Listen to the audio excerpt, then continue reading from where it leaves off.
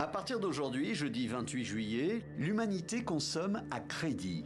Comme tous les ans, des spécialistes, comme ici dans ce jardin, nous expliquent que le jour du dépassement signifie que nous avons épuisé ce que les écosystèmes peuvent renouveler chaque année.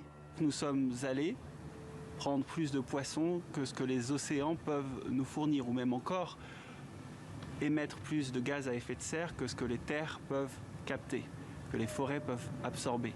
Nous sommes allés aussi utiliser plus de cultures que ce que les terres peuvent nous apporter en alimentation.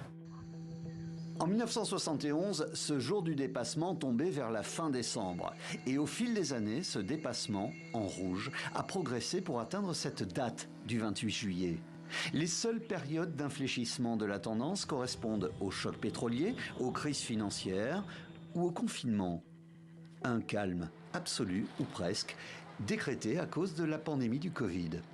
L'une des grandes raisons de ce dépassement, c'est l'agriculture intensive et l'hyperconsommation.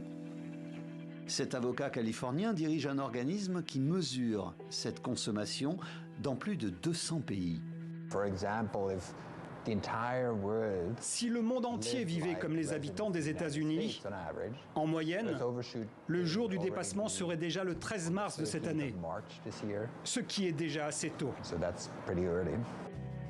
Selon le classement de cet organisme, le plus mauvais élève pour l'année 2022 est l'organisateur de la prochaine Coupe du Monde de football, le Qatar, le plus gros émetteur de CO2 par habitant, le champion de la surexploitation des ressources naturelles, le roi de la clim, a atteint son jour de dépassement dès le 10 février.